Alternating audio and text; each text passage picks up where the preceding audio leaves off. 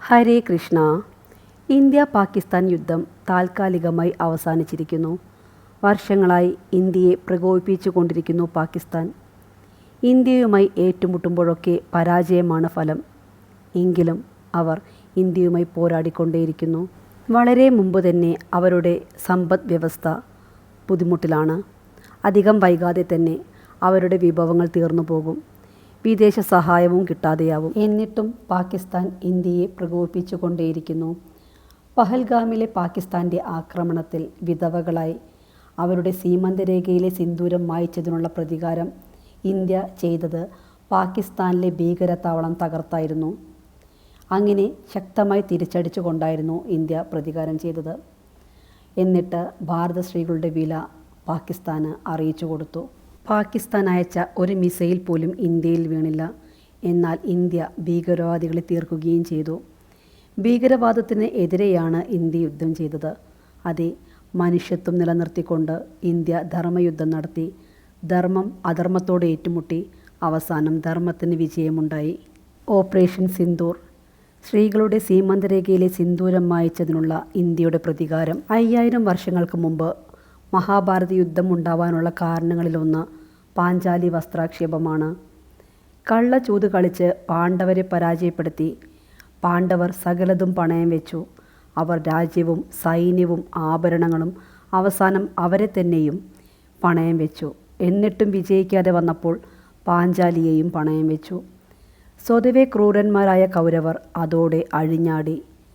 പാഞ്ചാലിയെ കൗരവസഭയിലേക്ക് കൊണ്ടുവരാൻ ദുര്യോധനൻ ദുശ്ശാസനോട് ആജ്ഞാപിച്ചു. പാഞ്ചാലിയുടെ അനുവാദമില്ലാതെ മുടിയിൽ പിടിച്ചു കൊട്ടാരത്തിലെ ഇടനാഴികളിലൂടെ വലിച്ചിഴച്ച് കൊട്ടാരത്തിൽ സഭാമധ്യത്തിലേക്ക് വലിച്ചിട്ടു. അവർ ചെയ്യുന്നത് ധർമ്മമല്ല എന്ന് എല്ലാവർക്കും അറിയാമായിരുന്നിട്ടും അടിമയായ സ്ത്രീയോട് എന്തും ചെയ്യാം എന്നുള്ള ധാർഷ്ട്യത്തോടെ ദുര്യോധനൻ പറഞ്ഞു, "വരൂ പാഞ്ചാലി, വന്ന് എൻ്റെ മടിയിലിരിക്കൂ" എന്ന്. കൂട്ടാക്കാതിരുന്ന പാഞ്ചാലിയുടെ വസ്ത്രം അഴിക്കാൻ ആജ്ഞാപിച്ചു ദുര്യോധനൻ. ദുശ്ശാസനൻ സാരിയുടെ അറ്റം പിടിച്ചു വലിച്ചു. പാഞ്ചാലി എല്ലാവരോടും രക്ഷിക്കാൻ അപേക്ഷിച്ചു. എന്നാൽ കൗരവസഭയിലുണ്ടായിരുന്ന ഗുരുകാരണവന്മാരും സ്വന്തം ഭർത്താക്കന്മാർ പോലും തല കുമ്പിട്ടിരുന്നു. സഭാമധ്യത്തിൽ ആരും തുണയില്ലാതെ അപമാനിതയായി കരഞ്ഞു സഹായം അഭ്യർത്ഥിച്ചു നിൽക്കുന്ന പാഞ്ചാലിയുടെ പ്രതീക്ഷ സഹായത്തിനായി ആരെങ്കിലും വരുമെന്നായിരുന്നു. എന്നാൽ ആരും തുണയ്ക്ക് എത്തിയില്ല. ആരെയും ആശ്രയിച്ചിട്ട് കാര്യമില്ലെന്ന് അറിഞ്ഞ നിമിഷം സാരിയിൽ നിന്ന് 2 കൈയും വിട്ട് കൈകൾ കൂപ്പി ഭഗവാനോട് അപേക്ഷിച്ചു.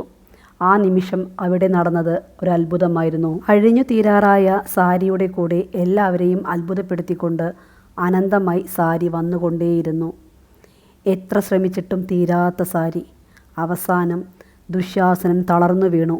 ഭഗവാൻ കൂടെയുണ്ടെങ്കിൽ പിന്നെ ആർക്കും തളർത്താനാവില്ല ആരെയും. കൗരവരുടെ മനസ്സിലെ സംഘർഷവും ശത്രുതയും അസൂയയും ഒടുവിൽ കുരുക്ഷേത്ര യുദ്ധത്തിൽ കലാശിച്ചു. കള്ളച്ചൂത് കളിച്ച് കൗരവർ പാണ്ഡവരെ അടിമകളാക്കി. വിനാശകാലേ വിപരീത ബുദ്ധി എന്നാണല്ലോ. കൗരവരുടെ നാശം അടുത്തിട്ടുണ്ടായിരുന്നു. അതാണ് അവർക്ക് അങ്ങനെയൊക്കെ തോന്നിയത്. ശ്രീകൃഷ്ണൻ സമാധാനത്തിനായി ഏതറ്റം വരെയും പോയി. പക്ഷേ ദുര്യോധനൻ എന്ന അധർമ്മി അത് മനസ്സിലാക്കിയില്ല. അവസാനം കൃഷ്ണൻ അർജുനനോട് ധർമ്മത്തിന് വേണ്ടി പോരാടാൻ ആവശ്യപ്പെട്ടു.